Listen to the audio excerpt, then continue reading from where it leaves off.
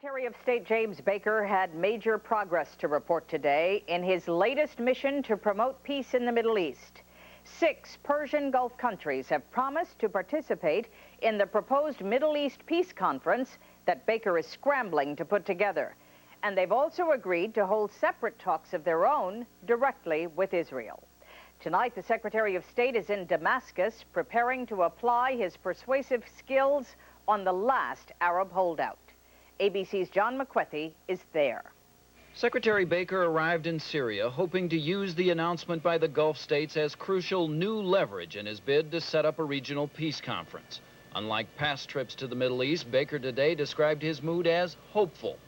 Having the Gulf states say they will send an observer to a peace conference and that they will actually negotiate with Israel in follow-up meetings provides Baker with exactly what he has been lacking in all his previous trips.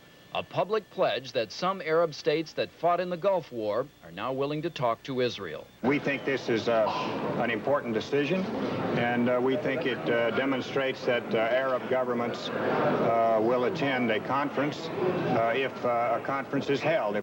It is believed that the 6 Gulf states, Saudi Arabia, Kuwait, Oman, the United Arab Emirates, Bahrain, and Qatar, have made this move in part because the U.S. has told them there will be no major American arms sales to the Gulf unless they are players in a peace process. When Baker meets with Syrian President Assad tomorrow, the secretary is expected to play on Assad's paranoia by asking if Syria wants to be the only key Arab player not to be represented at a peace conference.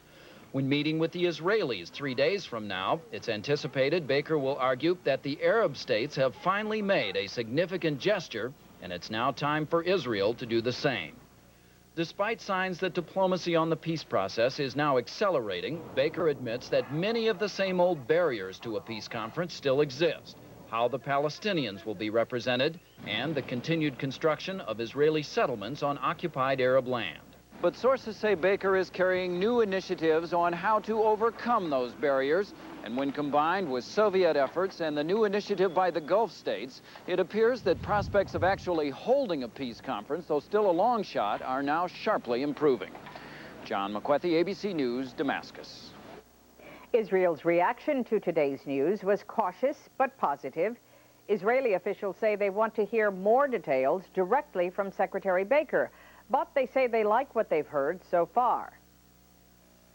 If those countries are ready to support this process and take part in negotiations with Israel, this is definitely a change in their policy and a welcome one. In the Soviet Republic of Azerbaijan, the military campaign to disarm Armenian border settlements intensified today. Azerbaijani troops landed by helicopter in the disputed region of Nagorno-Karabakh and shot up an Armenian village. 50 ethnic Armenians have died in the past 2 weeks. More from ABC's David Ensor. The anguish of Armenian refugees fleeing Azerbaijan has deepened to despair now that Soviet troops are helping Azerbaijani police. The Soviet army with tanks invaded our village. They shot some people. They threw us out. Moscow says Soviet troops are removing Armenian bandits which have terrorized local Azerbaijanis. Yesterday, 1 Soviet soldier was killed and 8 wounded in an ambush by Armenian militants near the border. There are Azerbaijani refugees, too. Soviet television showed one grateful to Soviet troops for saving her life. In an Armenian village yesterday, they buried the last of 15 Armenians, mostly policemen, killed by Soviet troops. A shootout, say the Soviets. The Armenians say only one side fired.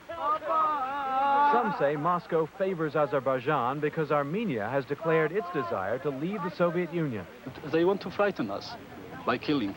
Soviet officials say they are trying to keep both sides from killing each other, but they admit they have lost patience with militant Armenians.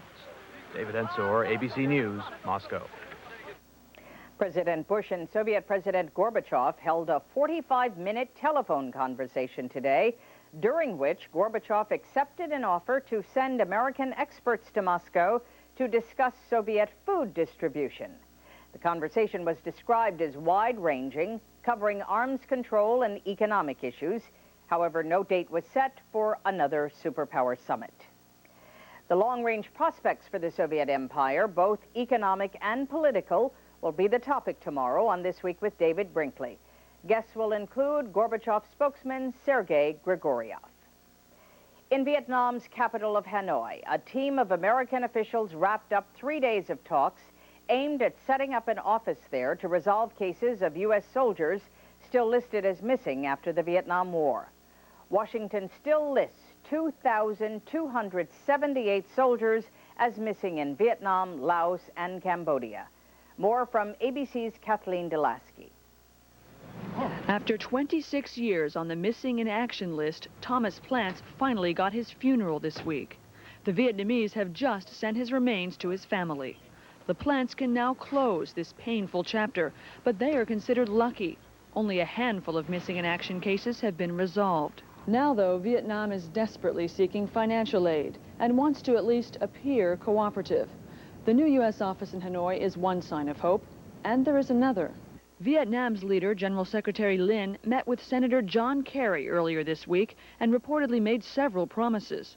He offered Americans greater access to records and, for the first time, blanket approval to search for remains anywhere in Vietnam. There is great room here for us to put to test the good faith of Vietnam and for us to show our good faith in following up on this effort. If the Vietnamese are serious about what they committed to Senator Kerry, then that's going to give the kind of documentation to our experts that will allow them to resolve hundreds of cases. Joanne Reed Shaw's brother has been missing in action since 1970. I can't say that I'm going to get real excited about this because I don't want disappointed again. She says the Vietnamese have made promises before, yet James Reed's fate is still a mystery. Kathleen Delasky, ABC News, Washington. Coming up, William Kennedy Smith surrenders to Florida authorities. Smokers in Canada are fuming over the high cost of lighting up. And later, the first look at the new class of competition for the America's Cup. World News Saturday, brought to you by ITT Corporation.